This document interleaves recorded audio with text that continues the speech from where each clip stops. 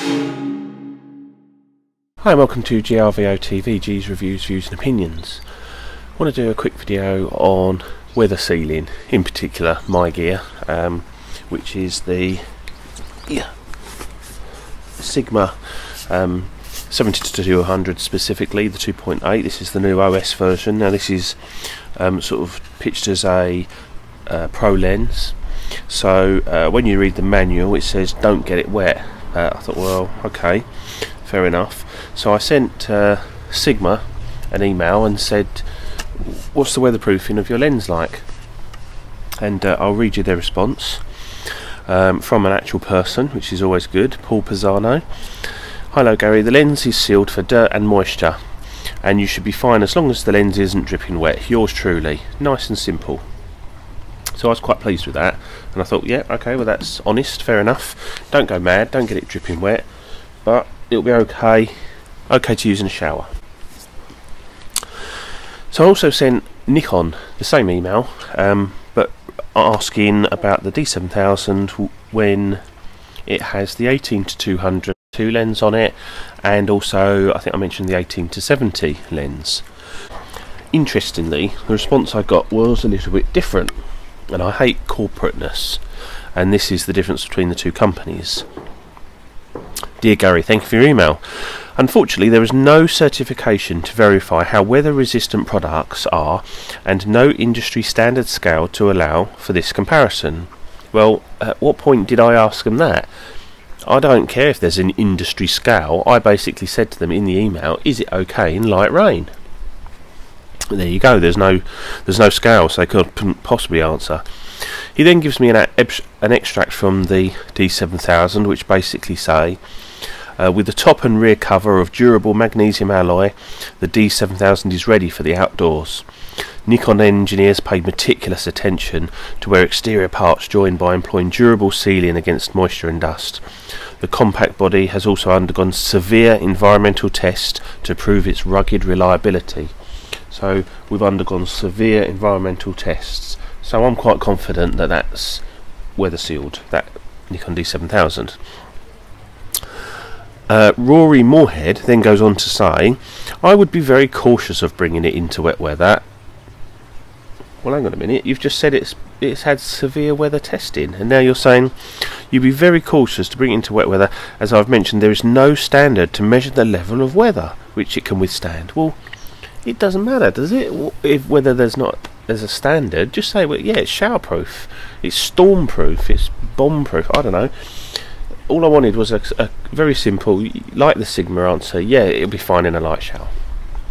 Anyway, he goes on to say, with regards to lenses, the ones you have listed all have rubber mount seals, which is basically what we call an ass gasket, which, if you look at the back, there's a little rubber seal there which helps seal when you join it to the camera. The Sigma, interestingly, hasn't got one of those, so there's a potential weak spot, but it's metal to metal, it's a flat seal, and they're pretty well machined, so I can't see an issue there, to be fair.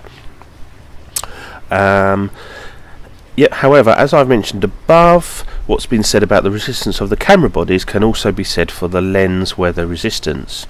Again, this is due to there being no certification to verify, or let's go on about that again, shall we? Industry standard, blah blah blah blah. He goes on to say there are rain covers available through third parties, and also he says many Nikon lenses have rubber seals on the bayonet mount, which mean bayonet mount, but these are not guarantees against water ingress under heavy rainfall. The rubber seal can be seen by looking for a small rubber rim on the edge of the lens bayonet mount. Unfortunately, he wasn't kind enough to tell me whether this lens has got it, and I've looked, and to be honest, I can't find anything that looks rubberized on the end here. There's like, this is the bayonet that's threaded inside, then there's like a, feels like a metal or plastic rim, and then what looks like some sort of screwing device for screwing the front element in, but I can't see any rubber in there, so I'm really none the wiser when it comes to the lens, to be honest. So you know, my answer is, I think in light rain, I don't see that there's going to be a problem, and I will happily use this in light rain. However, I have got myself a Nikon 18-70, which if you look at my previous videos you know I love that lens, and I'm going to use that if I get caught in the rain. That's the lens I'm going to use, because, or if I have to do a shoot in the rain, that's the lens I'm going to put on, because it's a great lens. There's not a lot to go wrong really. I know it's got AFS in it, but there's no image stabilisation, and it's cheap as chips. So you know, if it did go wrong, it's not the end of the world if you had to replace it. Not that I'd really want to, but you know, I'd certainly rather replace that than the 18-200, which is much more expensive. But I'm happy to use my, certainly the body I think is well weatherproof. I mean, the whole reason for this was that I was shooting in the rain, and the camera body was completely soaked, and I had the, I think I had the 51.8 on there at the time, which I don't suppose there's not really anything in it to go wrong, as long as you dry it out afterwards. And someone said to me, is your camera weatherproof or waterproof? I said, well no, it's not waterproof, but it should be fine in, you know, just general bit of light rain, bit of drizzle. And the camera was soaking wet. And that leads me on to another thing. When you, the way you dry them out I think is important. If I just wiped it all over with a cloth, what you're doing is moving water around generally. I suppose if you use a tissue and dab it, you can absorb some of the moisture, but what I like to do is just shake off the excess water and then let it dry naturally in a warm, dry environment. If you have to put it back in your bag, then that's fine, but leave the bag open as soon as you get indoors. And I have silica gel crystals in my bags as well, so that should help. But just let it dry naturally, and I don't really see any problems with this type of body.